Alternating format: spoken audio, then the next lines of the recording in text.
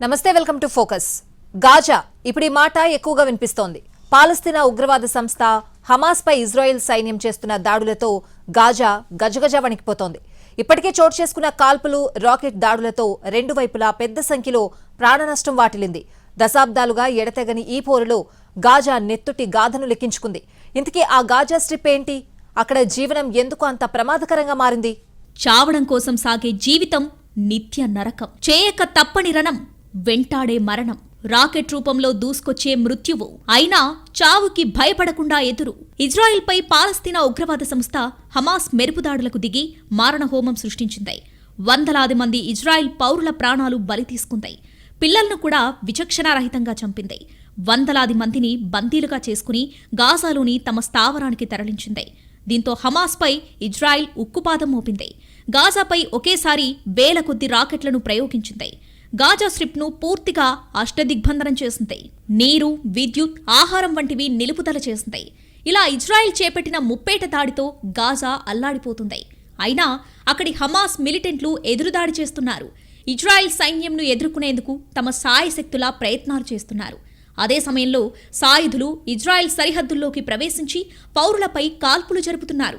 కొంతమందిని బందీలుగా తీసుకుని వెళ్తున్నారు. అయితే ఇజ్రాయెల్ హమాస్ల మధ్య ఘర్షణ ఇప్పుడు మొదలైంది కాదు. ఇది కొన్నేళ్లుగా కొనసాగుతుంది. ఇజ్రాయెల్ గాజాల మధ్య కొనసాగుతున్న ఘర్షణ భయానక పరిస్థితులకు దారితీస్తుంది. దొరికిన వారిని దొరికినట్లుగా చంపిన ఘటనల వీడియోలు సోషల్ మీడియాలో వైరల్ కావడంతో అక్కడి భీకర పోరుపై ప్రపంచం యావత్తూ దృష్టి సారించింది. చిన్నపిల్లల ప్రాణాలు కూడా నిర్దాక్షిణ్యంగా తీసేస్తూ ఉండటంతో అక్కడ ఎందుకంత క్రూరత్వం కొనసాగుతుందన్న చర్చకు దారితీస్తాయి. అయితే పాలస్తీనా ఉగ్రవాద సంస్థ హమాస్ మారణహోమం సృష్టించింది వాస్తవమే. అందుకే ఆ మిలిటెంట్ గ్రూపును విలన్గా చూపించింది ఇజ్రాయెల్. అలాగే హమాస్ పాలనలోని గాజాపై వరుస బాంబు దాడులతో విరుచుకుపడుతుంది. దీంతో గాజా దద్దరిల్లుతుంది. గాజాను పరిపాలిస్తున్న పాలస్తీనా మిలిటెంట్ సంస్థ హమాస్ ఇజ్రాయెల్ను ఆక్రమించే లక్ష్యంతో ఏర్పాటైన సంస్థ అది. 2007 నుంచి గాజాలో పరిపాలన కొనసాగిస్తుంది. అప్పటి నుంచి ఇతర మిలిటెంట్ సంస్థలతో కలిసి ఇజ్రాయెల్పై వరుసగా దాడులు చేస్తూనే ఉంది హమాస్. ఇజ్రాయెల్ కూడా అందుకు గట్టిగానే బదులిస్తుంది. హమాస్ పాలన మొదలైన సమయంలోనే భద్రతా కారణాల దృష్ట్యా ఈజిప్టుతో కలిసి గాజా సరిహద్దును మూసివేస్తున్నట్లుగా ప్రకటించింది. ఇజ్రాయెల్తో పాటు అమెరికా, యూరోపియన్ యూనియన్, యూకే వంటి దేశాలు హమాస్ను ఉగ్రవాద సంస్థగా గుర్తించాయి. అయితే హమాస్కు నిధులు, ఆయుధాలు ఇరాన్ నుంచి అందుతున్నాయి. మధ్యధర సముద్ర తీరాన ఇజ్రాయెల్, ఈజిప్టు దేశాల మధ్యన ఉన్న ప్రాంతం గాజా. 41 కిలోమీటర్ల పొడవు, 10 కిలోమీటర్ల వెడల్పు విస్తీర్ణంలో ఉన్న ప్రాంతం ఇదే. ఇక్కడ 23 లక్షల మందికి పైగా ప్రజలు నివసిస్తున్నారు. ప్రపంచంలోనే ఎక్కువ జనసాంద్రత ఉన్న ప్రాంతంగా గాజాకు పేరుంది. ఐక్యరాజ్య సమితి లెక్కల ప్రకారం గాజాలో 80% మంది ప్రజలు అంతర్జాతీయ సహాయంపై ఆధారపడి ఉన్నారు. 10 లక్షల మంది రోజువారీ ఆహార సహాయంపై ఆధారపడ్డారు. అందుకే గాజాలో పరిస్థితి దయనీయంగా ఉంటుంది. నిత్యం ఆకలి చావులు వినిపిస్తూనే ఉంటాయి. అయినా యుద్ధం కోసమే అన్నట్టుగా బతుకు పోరాటం సాగిస్తూ ఉంటారు. ఇజ్రాయెల్ను స్వాధీనం చేసుకోవడం అసాధ్యమని తెలిసినా అందుకోసం ప్రయత్నిస్తూనే ఉంటారు. దీంతో గాజాపై ఇజ్రాయెల్ దాడులు నిత్యం కొనసాగుతూ ఉండటం జరుగుతుంది. ఇజ్రాయెల్ హమాస్ల మధ్య ఉద్రిక్తతలు చాలా కాలంగా కొనసాగుతున్నాయి. అయితే ఈ నెల 7న హమాస్ హెచ్చరికలు కూడా చేయకుండా వేల కొద్ది రాకెట్లతో ఇజ్రాయెల్పై దాడి చేసింది. హమాస్ మిలిటెంట్లు ట్రక్కుల్లో ఇజ్రాయెల్ సరిహద్దుల్లోకి ప్రవేశించారు. పౌరులపై దాడులు చేస్తున్నారు. వందలాది మందిని బందీలుగా చేశారు. దీంతో ఇజ్రాయెల్ వెంటనే ప్రతిదాడి మొదలుపెట్టింది. గాజాలోని మిలిటెంట్ స్థావరాలను లక్ష్యంగా చేసుకుని వైమానిక దాడులు చేస్తుంది. ఈ దాడుల్లో వందలాది మంది ప్రాణాలు కోల్పోతున్నా హమాస్ మిలిటెంట్లు ప్రతిదాడులకు వెనుకాడడం లేదు. ఇజ్రాయెల్ సైన్యంను ఎదుర్కొనేందుకు పోరాడుతుంది. ఈ పోరులో తమ ప్రాణాలు పోతాయని తెలిసినా వారు ఏమాత్రం వెరవడం లేదు. యుద్ధం కోసమే పుట్టాం, చావంటే భయం లేదు, ప్రాణత్యాగం చేస్తామన్నట్లుగా హమాస్ మిలిటెంట్ల పోరాటం కొనసాగుతుంది. ఒక రకంగా గాజాలో పుట్టడం పనిష్మెంట్గా భావిస్తారు ఇక్కడి ప్రజలు. అయినా పరిస్థితులు వారిని కఠినతరంగా మారుస్తున్నాయి. పోరాటం చేయక తప్పదని ప్రతి ఒక్కరూ ప్రేరణ పొందుతారు. సాటివారు ప్రాణాలు కోల్పోతున్నా చావుకు భయపడరు. చావడం కోసమే బతుకుతామన్నట్టుగా జీవిస్తూ ఉంటారు. దీంతో ఇక్కడి ప్రజల జీవితాలు దుర్భరంగా ఉంటున్నాయి. ఇక్కడి జీవన ప్రమాణాలు అట్టడుగు స్థాయిలో ఉంటాయి. వైద్య సౌకర్యాలు అంతంత మాత్రమే. దీంతో చిన్నపిల్లల మరణాలు ఎక్కువగా సంభవిస్తూ ఉంటాయి. ఇక్కడ పుట్టిన ఏ బిడ్డ కూడా పెరిగి పెద్దవాడవుతాడనే గ్యారంటీ లేదు. ప్రస్తుతం చావు ఎప్పుడు ఎటువైపు నుంచి రాకెట్ రూపంలో దూసుకొస్తుందో కూడా తెలియని భయానక పరిస్థితులు గాజాలో కనిపిస్తున్నాయి. ఇజ్రాయెల్ హమాస్ మిలిటెంట్లకు మధ్య దశాబ్దాలుగా కొనసాగుతున్న ఎడతెగని పోరులో గాజా స్ట్రిప్ వణుకుతుంది.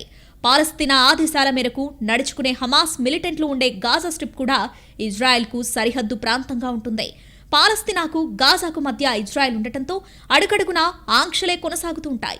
గాజాకు విద్యుత్ సరఫరాలు సైతం ఇజ్రాయెల్ నియంత్రణ ఉంటుంది. రోజుకు 24 గంటల్లో కేవలం 13 గంటలు మాత్రమే గాజాకు విద్యుత్ సప్లై ఉంటుందంటే కరెంటు సరఫరాలో ఇజ్రాయెల్ నియంత్రణ ఎంతగా ఉండేదో అర్థం చేసుకోవచ్చు. గాజాలో పరిస్థితులు దారుణం. అక్కడి వారి బతుకు దయనీయం. ప్రతిదీ ఆంక్షలమయం. ఎడతెగని పోరుకు బలవుతున్న బాల్యం. అసలు ఎందుకీ పరిస్థితి? గాజాలో దుర్భర పరిస్థితులకు కారణమేంటి? అలాంటి నరక కోపంలో, దయనీయ పరిస్థితుల్లో వారి జీవనం ఎన్నాళ్లు? దీనికి అంతం ఎక్కడా? అసలు ఆ సమస్యకు పరిష్కారం ఉందా లేదా? పొలాల్లో వ్యవసాయంపై ఆంక్షలు, చేపల వేటపై కూడా నిషేధాజ్ఞలు, నీళ్లకు, తిండికి, వైద్యానికి కష్టం, విద్యుత్ లేక గాజాలో అంధకారం. గాజా నెత్తుడి గాథలు, కోకొల్లలు, మానని గాయాలు ఎన్నో ఉన్నాయి. ప్రజలను ఆకలి కేకలు వెంటాడుతున్నాయి. మధ్యధర సముద్రానికి ఆనుకుని సన్నని భూభాగంలో గాజా ప్రజలు తమ ప్రాణాలను ఎప్పుడూ అరచేతుల్లోనే పెట్టుకుని బతుకీడుస్తూ ఉంటారు. ఒకవైపు ఇజ్రాయెల్, మరోవైపు ఈజిప్ట్. మధ్యధర సముద్రంలో ఉన్న ఈ గాజా స్ట్రిప్ 41 కిలోమీటర్ల పొడవు, 10 కిలోమీటర్ల వెడల్పున విస్తరించి ఉంటాయి. 23 లక్షల మందికి పైగా ఇక్కడ నివసిస్తున్నారు. వాస్తవానికి ఇది ఈజిప్టు ఆక్రమణలో ఉండేది. 1967 మధ్య ప్రాచ్య యుద్ధ సమయంలో ఇజ్రాయెల్ గాజా దక్షిణ ప్రాంతాన్ని తన ఆధీనంలోకి తీసుకుంది. 2005లో ఇజ్రాయెల్ అక్కడి నుంచి తన బలగాలను ఉపసంహరించుకుంది. హమాస్ అధికారంలోకి వచ్చిన తర్వాత ఈజిప్ట్ తన సరిహద్దులను మూసివేసింది. అనంతరం ఆ ప్రాంతం పాలస్తీనా ఆధీనంలోకి వచ్చింది. మళ్లీ 2007 నుంచి 2014 వరకు ఇస్లామిస్టు తీవ్రవాద సంస్థ హమాస్ పాలనలోకి వెళ్లింది. 2006లో వారు పాలస్తీనా ఎన్నికల్లో విజయం సాధించారు. కానీ ఫతా అనే మరో గ్రూప్తో విభేదాల కారణంగా పరిస్థితి హింసాత్మకంగా మారింది. హమాస్ గాజాను తమ ఆధీనంలోకి తీసుకున్న తర్వాత ఇజ్రాయెల్ ఆ ప్రాంతాన్ని దిగ్బంధించింది. గాజాకు సరుకు రవాణా జరగకుండా, అక్కడికి ఎవరూ రాకపోకలు సాగించకుండా అదుపు చేసింది. మరోవైపు ఈజిప్టు కూడా గాజా దక్షిణ సరిహద్దును మూసివేసింది. దీంతో గాజాకు బయట ప్రపంచంతో సంబంధాలు తెగిపోయినట్లయింది. గాజాలోని హమాస్ తీవ్రవాదులను, వారు ప్రయోగించే రాకెట్ లాంచర్లను ఎదుర్కొనేందుకు ఇజ్రాయెల్ ప్రయత్నాలు ముమ్మరం చేయడంతో 2014లో హమాస్, ఇజ్రాయెల్ మధ్య యుద్ధం తీవ్రమైంది. అదే సమయంలో ఈజిప్టు 2014 అక్టోబర్ నుంచి గాజాతో సరిహద్దును పూర్తిగా మూసేసింది. కొన్ని ప్రత్యేక పరిస్థితుల్లో మాత్రమే సరిహద్దు నుంచి రాకపోకలకు అనుమతించింది. సరిహద్దు మూసేసినప్పటి నుంచి 2018 ఏప్రిల్ వరకు కేవలం 17 రోజులు మాత్రమే దాన్ని తెరిచారు. అది కూడా ఐరాస వద్ద నమోదైన 23,000 మంది శరణార్థుల కోసం తెరిచారు. ఇక ఉత్తరాన చూసుకుంటే ఎరేష్ ప్రాంతంలోని ఇజ్రాయెల్ సరిహద్దు వద్ద 2017 కంటే ఈ ఏడాది కొంత సడలించారు. 2017 ప్రథమార్థంలో గాజా నుంచి సుమారు 240 మంది పాలస్తీనీయులు గాజాను వీడి ఇజ్రాయెల్ మీదుగా వలస వెళ్లిపోయారు. 2000 సంవత్సరం సెప్టెంబర్లో రోజుకు సగటున 26,000 మంది ఇలా వెళ్లిపోయారు. 1990తో పోల్చినప్పుడు గాజా ఇప్పుడు కడు పేదరికంలో చిక్కుకుంది. ప్రపంచ బ్యాంకు విడుదల చేసిన ఒక నివేదిక ప్రకారం 2017లో ఈ ప్రాంత ఆర్థిక వృద్ధి కేవలం 0.5% మాత్రమే. 1994లో ఇక్కడ ప్రజల వార్షిక తలసరి ఆదాయం 2,659 అమెరికన్ డాలర్లు ఉండగా 2018లో అది $1,826 తగ్గిపోయింది. 2017లో ప్రపంచ బ్యాంక్ అభివృద్ధి సూచీల్లో గాజా ప్రాంతం ప్రపంచంలోనే అత్యధిక స్థాయిలో నిరుద్యోగమున్న ప్రాంతంగా నమోదైంది. అక్కడ 60% పైగా నిరుద్యోగులే. పేదరికం రేటు అక్కడ 39% ఉంది. వెస్ట్ బ్యాంక్తో పోల్చితే ఇది రెట్టింపు. 2022లో ప్రపంచంలోనే ఎక్కువ నిరుద్యోగం ఇక్కడ నమోదైంది. అప్పుడు 45% మంది నిరుద్యోగులుగా ఉన్నారు. ఇందులో నిరుద్యోగ యువత ఎక్కువగానే ఉంది.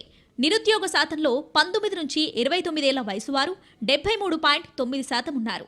నిజానికి గాజాలో యువత శాతం ఎక్కువ.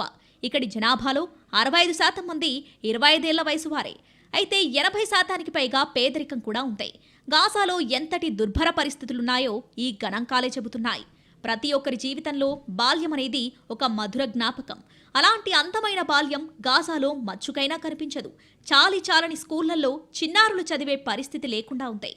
ఇక్కడ ఐక్యరాజ్య సమితి ఆధ్వర్యంలో నడిచే స్కూళ్లే విద్యార్థులకు ఆధారంగా ఉన్నాయి. విద్యా సౌకర్యాలలేమితో కొట్టుమిట్టాడుతుంది గాజా. విద్యా వ్యవస్థ తీవ్రమైన సంక్షోభాన్ని ఎదుర్కొంటుంది. ఇక్కడి పాఠశాలల్లో 94% 2 షిఫ్టుల్లో నిరంతరం పనిచేస్తున్నాయని ఐక్యరాజ్య సమితి నివేదికలు చెబుతున్నాయి. ఇక్కడ 250 పాఠశాలలను నిర్వహిస్తుంది ఐక్యరాజ్య సమితి. ఆ అంతర్జాతీయ సంస్థ ప్రయత్నాలు ఫలించి గాజాలో అక్షరాస్యత శాతమైతే 97కి చేరింది. అయితే ఐక్యరాజ్య సమితి ఆధ్వర్యంలోనివి కాకుండా మిగతా పాఠశాలలు మాత్రం తీవ్ర ఇబ్బందుల్లో ఉన్నాయి. 2014 నాటి యుద్ధంలో 547 స్కూళ్లు, కాలేజీలు ధ్వంసమయ్యాయి. అందులో చాలా వరకు ఇప్పటికీ పునరుద్ధరణకు నోచుకోలేదు. గాజాలో విద్యార్థుల సంఖ్య 2030 నాటికి 12 లక్షలకు చేరుతుందన్నది ఐక్యరాజ్య సమితి అంచనాగా ఉంది. అదే జరిగితే గాజాలో మరో 900 స్కూళ్లు, 23,000 మంది ఉపాధ్యాయులు అవసరముంటాయి. ఇక ప్రపంచంలోనే జనసాంద్రత అధికంగా ఉన్న ప్రాంతాల్లో గాజా ఒకటి.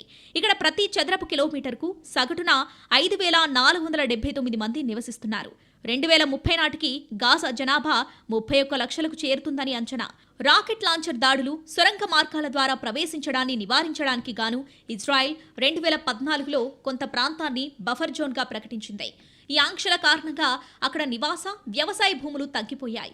ఐక్యరాజ్య సమితి లెక్కల ప్రకారం గాజాలో ఇప్పుడు 1,20,000 ఇళ్ల కొరత ఉంది. 2014 యుద్ధం ముగిసిన తర్వాత కూడా ఇక్కడ గత 3 ఏళ్లలో 29,000 మంది నిరాశ్రయులయ్యారు. మరోవైపు ప్రపంచంలోనే ఎక్కువ సంఖ్యలో యువత ఉన్న ప్రాంతాల్లో గాజా కూడా ఒకటి. ఇక్కడి జనాభాలో 40% మంది 15 ఏళ్లలోపు వారే ఉండటం విశేషం. గాజాలో వైద్య సేవలు అందని ద్రాక్షగా మారాయి. సరిహద్దులు మూసివేయడం, తీవ్రమైన ఆంక్షల కారణంగా ప్రజా ఆరోగ్య సేవలు సక్రమంగా అందుబాటులో లేవు. రఫా సరిహద్దు మూసివేయడం వల్ల వైద్యం కోసం ఈజిప్టు వెళ్లే రోగుల సంఖ్య కూడా భారీగా తగ్గిపోయింది. 2014కి ముందు రోజుకు సగటున 4,000 మంది గాజా ప్రజలు కేవలం వైద్యం కోసమే ఈజిప్టు వెళ్లేవారు.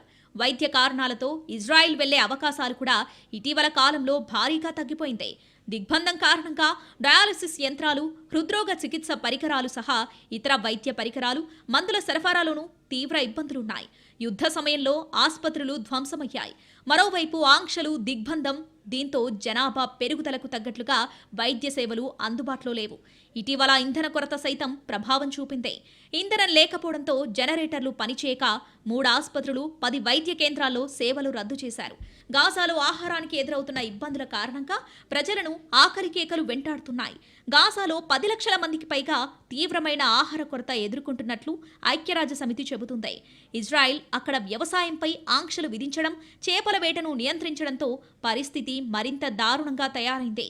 ఇజ్రాయెల్ ప్రకటించిన బఫర్ జోన్లో గాజా ప్రజలు వ్యవసాయం చేయడానికి వీల్లేదు. ఈ బఫర్ జోన్ ఇజ్రాయెల్ సరిహద్దు పొడవునా గాజా లోపలికి 1.5 కిలోమీటర్ల వెడల్పున ఉంటుంది.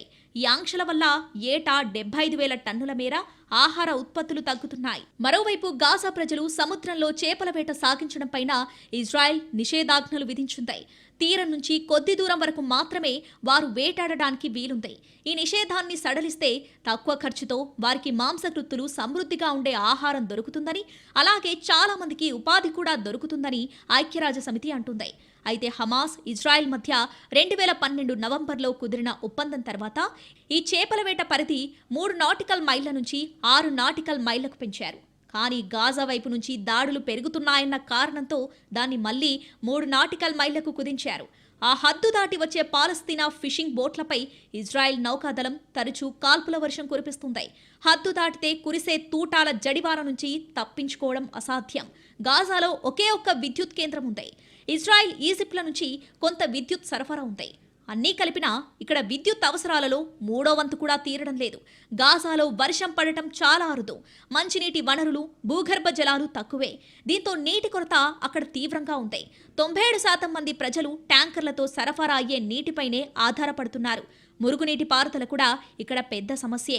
రోజుకు సుమారు 9 కోట్ల లీటర్ల మురుగునీరు స్థానికంగా ఉన్న జలవనరులు మధ్య సముద్రంలోకి కలుస్తుంది. దీంతో 95% భూగర్భ జలాలు కలుషితమయ్యాయి. దీంతో ప్రజలు రోగాల బారిన పడుతున్నారు. ఇంతటి దుర్భర పరిస్థితుల మధ్య గాజా ప్రజలు బతుకీడుస్తున్నారు. వీటి నుంచి ఎప్పుడు బయటపడతామా అనే ఆలోచన కంటే ఇజ్రాయెల్తో ఎడతెగని పోరే వారిని అధపాతాళానికి నెట్టేస్తుందన్న వాదనలు బలంగా ఉన్నాయి. ఇజ్రాయెల్ గ్రౌండ్ ఆపరేషన్ మొదలుపెట్టాక గాజాలో పరిస్థితి ఎలా ఉంది? ఇప్పటి వరకు జరిగిన నష్టం ఎంత? గాజా ఉత్తర ప్రాంతాన్ని ఖాళీ చేయాలన్న ఇజ్రాయెల్ ఆదేశాలను అక్కడి వారు పాటిస్తున్నారా? ఇటు ఇజ్రాయెల్ అటు పాలస్తీనా గాజాలలో ఉండే విదేశీయుల పరిస్థితి ఏంటి? పాలస్తీనా ఉగ్రవాద సంస్థ హమాస్, ఇజ్రాయెల్ మధ్య జరుగుతున్న భీకర యుద్ధం గాజాను గజగజలాడిస్తుంది. హమాస్ మిలిటెంట్లే లక్ష్యంగా ఇజ్రాయెల్ జరుపుతున్న భీకర దాడులతో గాజా అతలాకుతలమవుతుంది. హమాస్ ఆధీనంలోని గాజాపై ఇజ్రాయెల్ సైన్యం భూతల దాడులు చేస్తుంది. ఇప్పటికే గాజాను అష్టదిగ్బంధనం చేసింది. వైమానిక దాడులు, రాకెట్ బాంబులు ప్రయోగించింది. దీంతో గాజా చిత్రమైంది. భారీ భవంతులు నేలమట్టమయ్యాయి. అయితే గాజాలో ప్రజల ప్రాణాలు పోతున్నాయన్న ప్రపంచ దేశాల ఆందోళనలతో ఇజ్రాయెల్ గ్రౌండ్ ఆపరేషన్ చేస్తుంది. హమాస్ మిలిటెంట్లను అంతమొందించడమే తమ లక్ష్యమని చెబుతుంది ఇజ్రాయెల్. గాజాలోని మూలాలకు వెళ్లి హమాస్ ఉగ్రవాదులను మట్టుబెట్టాలని నిర్ణయించింది.